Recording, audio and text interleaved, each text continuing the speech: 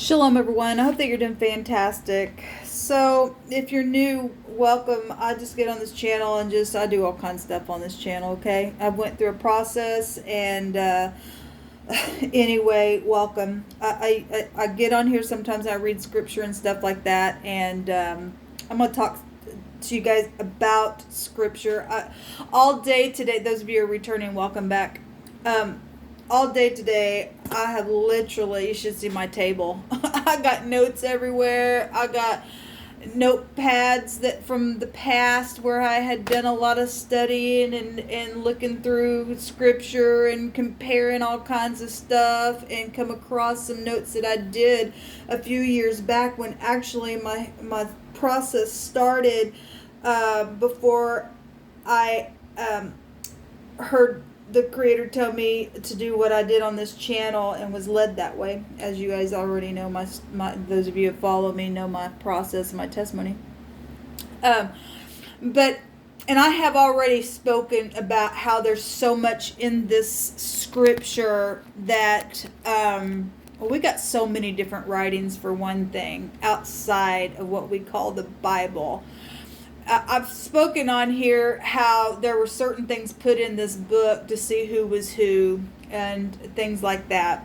And I actually ran across a bunch of notes that when the Most High many years ago began to take me and have me really pay attention to some things that I was reading and comparing and studying myself.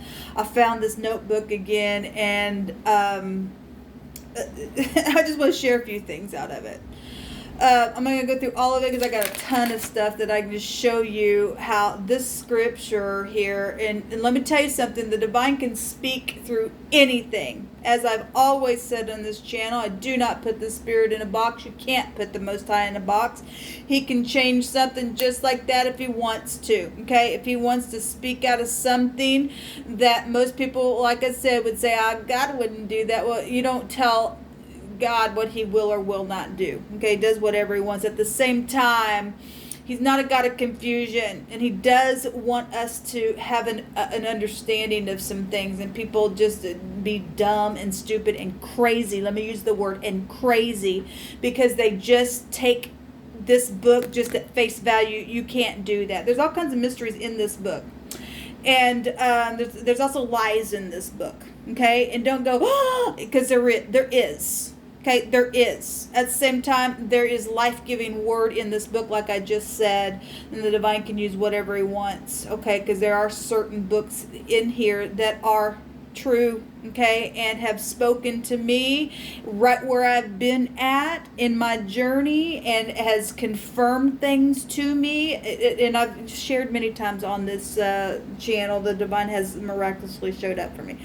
Anyway, that's why it is important what we have been reading lately about hearing the voice and just doing what is upright, truthful, and kind-hearted towards people, and to be even, okay? Because I'm definitely not churchy, but I could come across that way. I get really righteously angry because of wickedness that we've, and look, let me just say this: a lot of it is because of this book.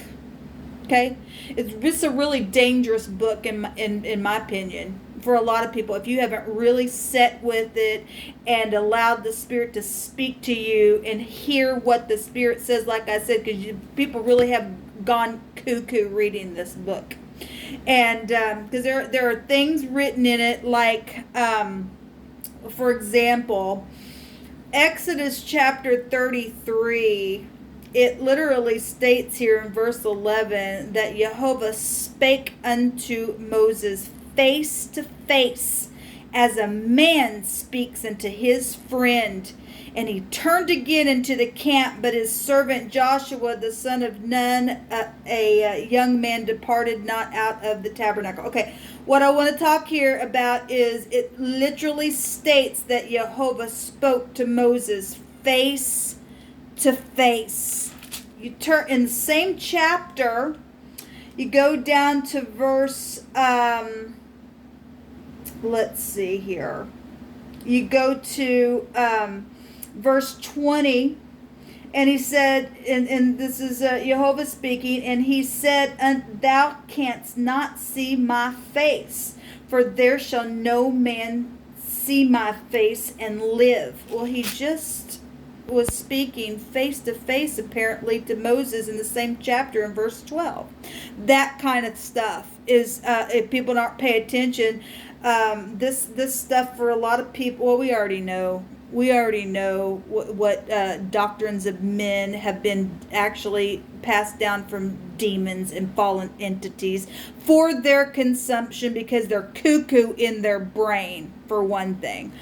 We got passages like in 2 Samuel and in 1 Chronicles speaking of the same person. Amasa was an Israelite in one of those passages. In the other passage, it states that he was an Ishmaelite. Okay? Well, it states that his mother's, the Strong states that the names Amasa is to Israelites. Okay? It also states that Abigail was the mother in both of these passages. But if she was the mother, was Amasa an Israelite or an Ishmaelite? Is the Strong's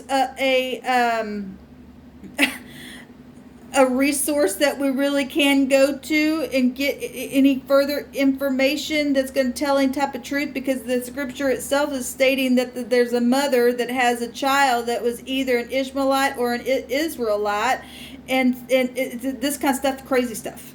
It's crazy stuff. I will say that in First Chronicles, and I think I may have spoken about this before, in 1 Chronicles 21:1, it says that Satan had provoked David to go number Israel. But that same account, you can go read it in 2 Samuel 24, and it says it's Jehovah who moved David to go count them.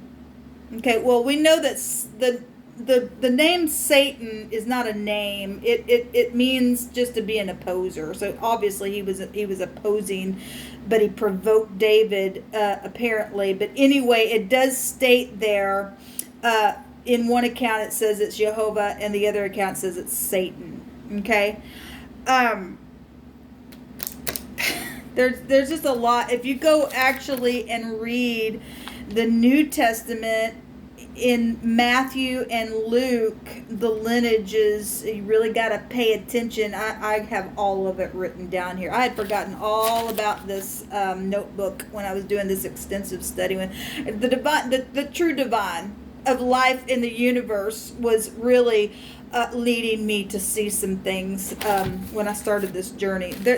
You just can't take things for face value in this book, like I said. Craziness, really.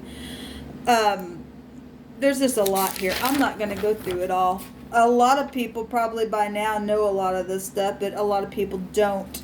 Okay, and I'm not bringing all this stuff out here to discourage anyone. It just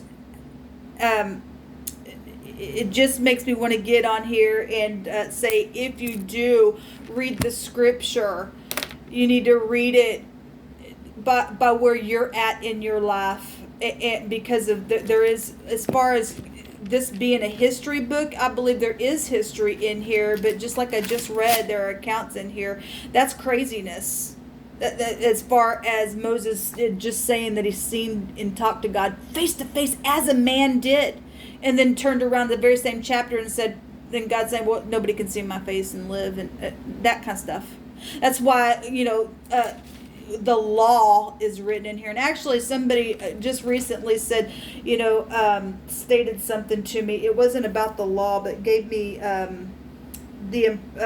I can't remember what the person actually said, but it basically, God don't change and God doesn't change. I don't believe God changes at all, but people have made this book to where there's so much in it that, like I said, people go crazy. They don't know what to believe, who to believe. All the books are different. And somebody say, well, God don't change. It says right here in the law this.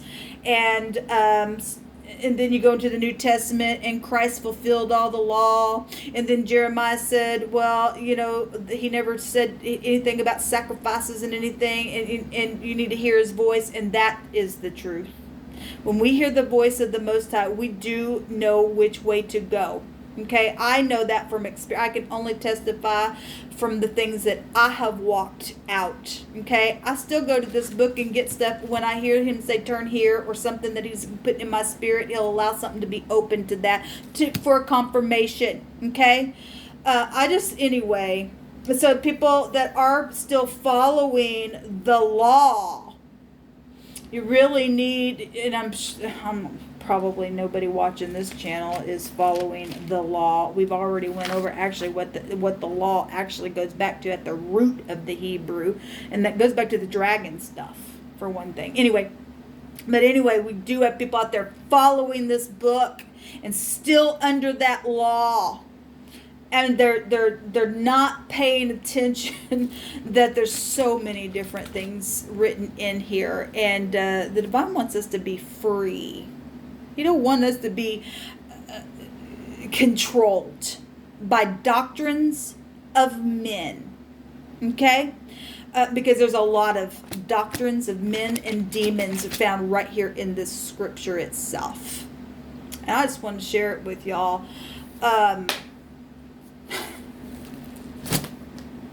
This world's gone crazy, really. You got people...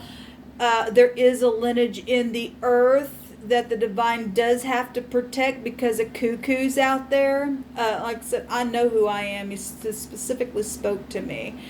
And I'm nothing without being in truth, and neither are you. Don't care what lineage you are. Like I said, if you can't just stand up in the truth, it really just boils down to you're a piece of crap in the earth. And that is the truth. Okay? I don't care. You don't have to have a book to tell you what to do. It's either in you or it's not. So, again, if you pick this book up, because there's some really hard things also that come out of this book that can really shake you and put fear in you. Well, the divine don't want you to be in fear. The divine wants us to be in peace. He gave us a covenant of peace. And so don't go picking this book up and getting all shaken and stuff like that. Because like I said, there's all kinds of things inside this book that man has tampered with. Just walk in the truth. If he tells you to pick up any book, like I said, he'll speak to you out of anything. Okay?